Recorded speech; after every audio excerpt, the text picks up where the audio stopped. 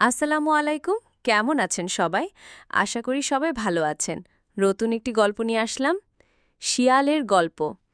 একদিনের কথা, এক জঙ্গলে একটি ধূর্ত শিয়াল বাস করত। সে ছিল খুব চতুর ও চালাক। প্রতিদিন সে নানা কৌশলে অন্য পশুদের ঠুকিয়ে খাওয়া দাওয়া করত।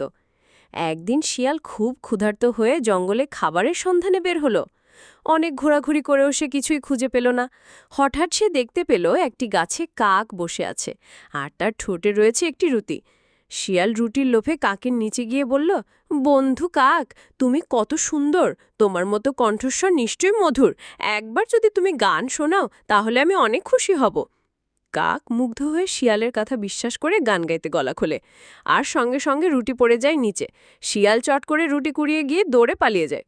কাক তখন বুঝতে পারে শিয়ালের চতুরতা তাকে ঠকিয়ে দিয়েছে।